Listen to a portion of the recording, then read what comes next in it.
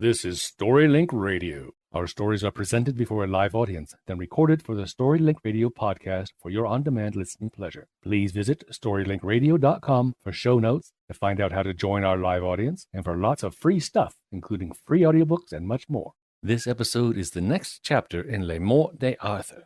Please remember to visit www.storylinkradio.com.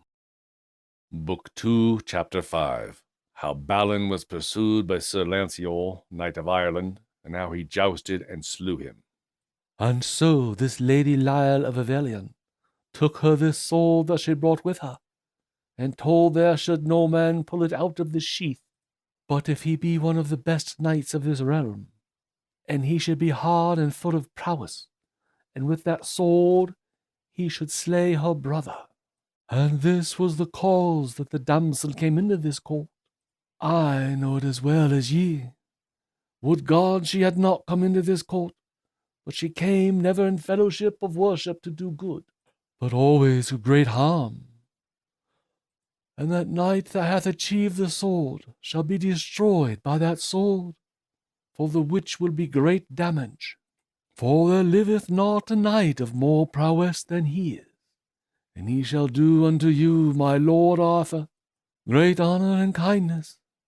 And it is great pity he shall not endure but a while, for of his strength and hardiness I know not his match living.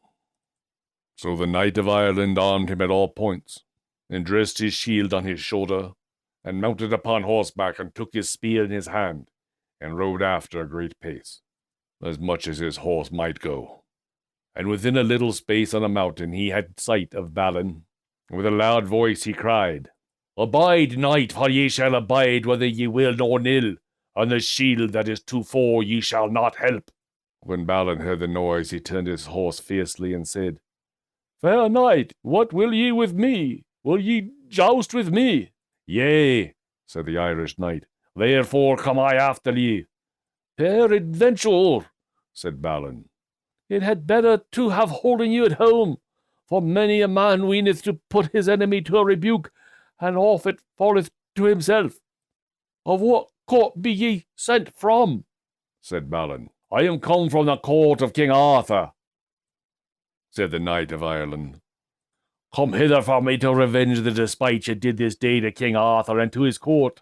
Well, said Balin, I see ye well must have I ado with you, that me forthinketh for to grieve King Arthur or any of his court, and your quarrel is full simple, said Balin, unto me, for the lady that is dead did me great damage, and else would I have been loath as any knight that liveth for to slay a lady. Make you ready, said King Lancelot, and dress you unto me, for that one shall abide in the field. Then they took their spears and came together as much as their horses might drive, and the Irish knight smote Balin on the shield, that all went shivers off his spear, and Balin hit him through the shield, and the hauberk perished, and so pierced through his body and the horse's croup, and anon turned his horse fiercely, and drew out his sword, and wist not that he had slain him, and then he saw him lie as a dead corpse. Check back soon for the next chapter of MORTE D'ARTHUR. Thank you for listening to StoryLink Radio. If you like what you've just heard, we hope you will subscribe to our podcast and pass along our web address, www.storylinkradio.com. Be sure to visit our website for show notes, to find out how to join our live audience, and for lots of free stuff, including free audiobooks and much more. Join us next time for another story from StoryLink Radio.